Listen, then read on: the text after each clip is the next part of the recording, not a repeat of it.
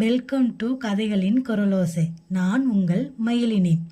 நான் ஒரு ஏட்டுக்கல்வி இல்லாத பேதை. என்னுடைய வாசிப்பில் இந்துமதி அவர்கள் எழுதிய கன்னத்தில் முத்தமிட்டாள் அப்படிங்கிற சிறுகதையை கேட்குறீங்களா? கேட்டுட்டு உங்களோட கருத்துக்களையும் மறக்காம கமெண்ட் பாக்ஸில் சொல்லிட்டு போங்க. சரி, கதைக்குள்ளே போகலாமா?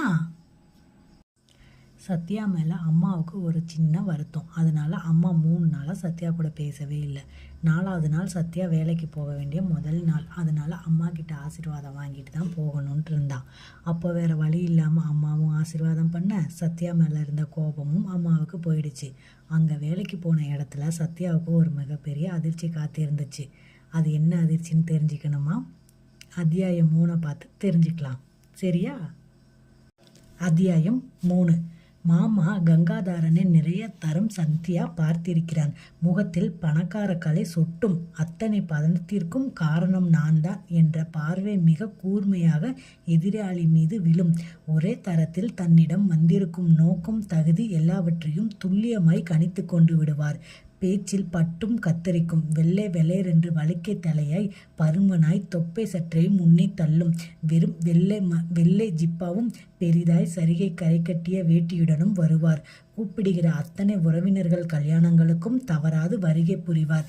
வாசலில் அவரது கருப்பு நிற பென்ஸ் வண்டி வந்து நின்றவுடனே சத்திரம் முழுவதும் பரபரக்கும். மாமா வந்துட்டாங்க, பெரிய மாமா வந்துட்டாங்க என்ற செய்தி அலை அலையாய் பரவும். திபு திபு என்றும் எல்லோரும் வாசலுக்கு ஓடுவார்கள். அவரை சுற்றி கூட்டம் கூடும். கவர்னர் முதல் மந்திரி வந்திருக்கிற மாதிரி அமர்க்களம் படும்.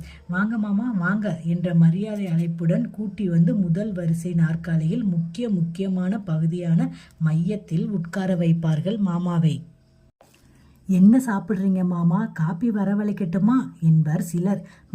நான் காப்பியே குடிக்கிறதில்லை என்பார் மாமா.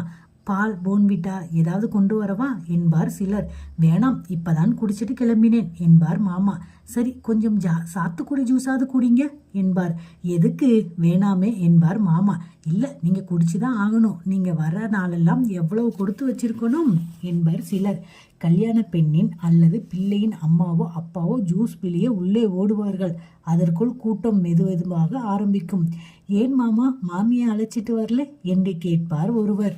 அவர் தரத்து முகவர் ஒருவது பெயரை சொல்லி அவர் வீட்டு கல்யாணத்துக்கு போயிருக்காள், நான் இங்கே வந்திருக்கேன் என்பார் மாமா. ரஞ்சு, மாலு யாராவது கூட்டிட்டு வரக்கூடாதா மாமா என்பார் சிலர். ரஞ்சு, மாலா என்பவர்கள் அவரது பெண்கள் எனவும் கிரிதர், கீர்த்திவாசன் பிள்ளைகள் எனவும் சத்யா கேள்விப்பட்டிருக்கிறான். கிரிதர், கீர்த்தி யாராச்சும் வந்திருக்கலாம்லே என்பார் சிலர். வராதவங்களை ஏன் கேட்குறீங்க? நான் வந்திருக்கேன்ல, அது போதாதா என்பார் மாமா. மாமாவின் கேள்வி சற்று சலிப்பாக வெளிப்பட்டதும் கூட்டம் அத்தோடு நிறுத்தி கொள்ளும். அது போதும் மாமா, உறவு விட்டு போகாமல் நீங்களாச்சும் வந்துட்டீங்களே, அது போதும் என்று பதிலும் சொல்லுவார் சிலர்.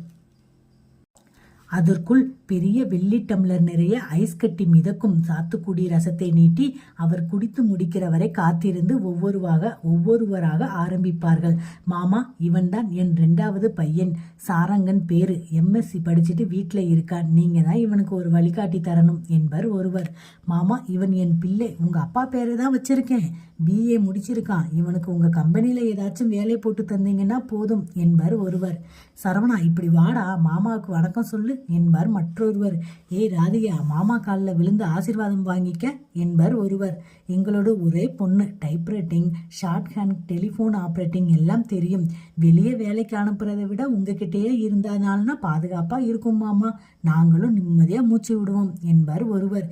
இப்படி வரிசையாக தொடங்கும் அறிமுகங்களையும் நீட்டப்படும் பட்டியல்களையும் தள்ளி நின்று வேடிக்கை பார்த்திருக்கிறான் சத்யா.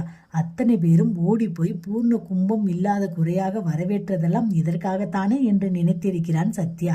அவர்களுக்கிடையில் உட்கார்ந்து திணறி போகும் மாமாவை கண்டு பரிதாபப்பட்டிருக்கிறான். ஆனால் அவருக்கு இவை அத்தனையும் தேவையாக இருக்கிறது என்ற சந்தேகமும் வந்திருக்கிறது. எந்த காரணம் கொண்டும் தான் அந்த மாதிரி போய் அவர் எதிரில் நிற்கக்கூடாது என்று முன்பே தீர்மானித்திருந்தான் சத்யா. ஆனால் அதற்கு மாறாக இன்று இவ்வாறு அவரது அலுவலகத்தை தேடி அவரது உதவியை எதிர்நோக்கி உள்ளே நுழைய நேர்ந்ததாக வருத்தப்பட்டவனாக அந்த குளிர்சாதன அறை கதவை 2 முறை விரல் முட்டியால் தட்டினான் சத்யா. கமின் என்ற மாமாவின் குரல் அடையாளம் புரிய உள்ளே நுழைந்தான் சத்யா. குட் மார்னிங் மா என்று சட்டென்று நிறுத்தி சார் என்று சொன்னான் சத்யா. படித்து கொண்டிருந்த எதையோ பாதியில் நிறுத்திவிட்டு தலை நிமிர்ந்தார் அவர். வாடா உட்காரு, நீ கமலத்தோட பிள்ளை இல்ல என்றார் மாமா. அவன் உட்காராமல் ஆமாம் சார் என்று சொன்னான். சார் என்னடா சார், மாமான்னு கூப்பிட உனக்கு பிடிக்கலையோ என்றார் மாமா.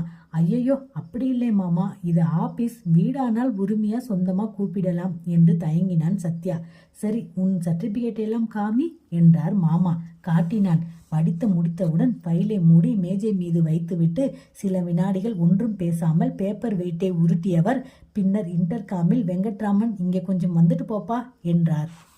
கருப்பாய் சோடா புட்டியாய் தடித்த மூக்கு கண்ணாடி போட்ட இளைஞன் ஒருவன் உள்ளே நுழைந்தான். ஏன் ரமணா, நம்ம புது ப்ரோக்ளைன் யூனிட்டுக்கு ஒரு ஃப்ரெஷ் கிராஜுவேட் எடுக்க சொல்லியிருந்தேனே, எடுத்துட்டியா என்று கேட்டார் மாமா. இல்லை சார், அப்ளிகேஷன் எல்லாம் கால் பண்ணி கன்ஃபார்ம் பண்ணியாச்சு, இனிமேல் தான் இன்டர்வியூ கார்டு அனுப்ப போகிறோம் சார் என்றார் மேனேஜர்.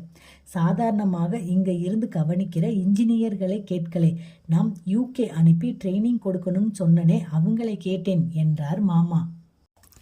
ஆமாம் சார், அதிலே நீங்களே 2 பேரை செலக்ட் செய்துட்டீங்க சார், ஒருத்தர் மட்டும் என்று இழுத்தார் மேனேஜர். இதோ உட்கார்ந்திருக்கானே, இவன் சரியாக இருப்பான்னு தோணுது, நல்ல மார்க் வாங்கியிருக்கான், துடிப்பா ஃப்ரிக்ஸா தெரிகிறான் என்றார் மாமா. உடனே மேனேஜர் ஓகே சார் என்றார்.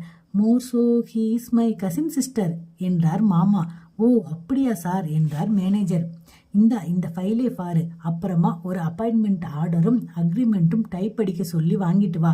I want to hit him abroad, 1 வருஷம் இங்கே இருந்து ட்ரைனிங் எடுத்துட்டு வரட்டும் என்று சொன்னார் மாமா. வெங்கட்ராமன் யோசித்தான். இதில் சொல்ல என்ன இருக்கிறது என்று நினைத்தான். மேனேஜிங் டைரக்டர் தன் ஒன்றுவிட்ட தங்கை மகனை இன்ஜினியராக சேர்த்து பயிற்சி பெற வெளிநாடு அனுப்ப பிரியப்படுகிறார் என்றால் அதற்கு மேல் மறுத்து சொல்கிற அளவுக்கு நினைப்பும் தைரியமும் அவருக்கு வரும் என்று கேள்வி கேட்டு கொண்டான். ஆனாலும் தன் எண்ணத்தை அப்படியே வெளியில் சொல்ல இயலாமல், ஆகட்டும் சார், இதோ இப்பவே டைப் பண்ணி தர சொல்லிட்டு வரேன் sir, you can head his signature sir என்றான் மேனேஜர். அதுக்கெல்லாம் முன்னால் நீயும் இந்த ஃபைலை ஒரு தரம் பார்த்துடு என்றார் மாமா. வெங்கட்ராமன் அகன்றதும் அயர்ந்து போய் உட்கார்ந்திருந்த சத்யாவை திரும்பி பார்த்தார் மாமா. என்ன மலைச்சு போய் உட்கார்ந்திருக்க என்று கேட்டார். இல்லை மாமா, அது என்றான் சத்யா. அதான் உட்கார்ந்துட்டியே, இனிமேல தான் சொல்கிறேன், இப்பவே அப்பாயின்மெண்ட் ஆர்டரிலும் அக்ரிமெண்ட்லையும் கையெழுத்து போட்டுட்டு உன்னை நான் ஆரம்பிக்க போகிற புது தொழிற்சாலையில் தான் வேலைக்கு சேர்க்க போகிறேன். அதனால் என்ன தயார் செய்ய போகிறேன்னா, கார் பிரேக்கிற்கு தேவையான உதிரி பாகங்கள், இதற்காக உன்னை ட்ரைனிங்க்கு லண்டன் அனுப்ப போகிறேன். பாஸ்போர்ட் எடுத்து வச்சிருக்கியா இல்லையா என்றார் மாமா. இதையெல்லாம் சிறிதும் எதிர்பார்க்காத சத்யா ஆச்சரியத்திலும் சந்தோஷத்திலும் தடுமாறி போனான். வெளிநாட்டு பயணம் பற்றிய எண்ணமே தோன்றாத காரணத்தினால் இதை பற்றியெல்லாம் நினைத்து கூட பார்க்காதவனாக இருந்தான் சத்யா. அதனால் தயங்கிய குரலில் இல்லை மாமா என்று தடுமாற அவர் செய்கையில் நிறுத்தினார். இல்லாட்டி போனால் பரவாயில்லை, நீ நேரா ரமணன், அதான் கொஞ்சம் முன்னால் வந்துட்டு போனானே கம்பெனியின் பப்ளிக் ரிலேஷன் ஆபீசர், அவனை போய் பார். நான் உன்னை பணிக்கர் கிட்ட கூட்டிட்டு போக சொன்னதா சொல். பணிக்கர் 2 நாட்களில் பாஸ்போர்ட் வாங்கிடுவான். உனக்கு தேவையான ட்ரெஸ் எல்லாம் வாங்கி தயாரானதும் உடனே டிக்கெட் எடுக்க சொல்றேன். இங்கிருந்து நேராக லண்டன் போகிற விமானம் தான் வசதியானதாக இருக்கும். அதனால் நீ போய் ஏற்பாடுகள் எல்லாம் கவனி. கோட் ஷூட் எல்லாம் வாங்க பணம் தேவை என்றால் கம்பெனி அட்வான்ஸ் கொடுக்கும் என்றார் மாமா. வேணாம் மாமா என்றான் சத்யா. அப்போ கையில் பணம் வச்சிருக்கேன்னு சொல்லு என்றார் மாமா. இல்லை மாமா, அது என்றான் சத்யா. பயப்படாதே, நான் வாங்கிக்க மாட்டேன். பாஸ்போர்ட் கைக்கு வந்த உடனே நீ கிளம்பணும், அதனால் தயாராக இரு என்றார் மாமா. சரி மாமா என்றான் சத்யா. அப்போ நீ புறப்படலாம் என்றார் மாமா. அவன் எழுந்து மாமாவிற்கு எப்படி நன்றி சொல்வதென்று தெரியாமல் தவிக்க அவரே சொன்னார். என்ன தயங்குற, வெளிநாடு போறதில் இஷ்டம் இல்லையா என்றார் மாமா. ஐயோ அப்படியெல்லாம் இல்லை மாமா என்றான் சத்யா. அப்போ போறேன்னு சொல்லு என்றார். ஆமா மாமா, கண்டிப்பா போறேன் என்றான் சத்யா.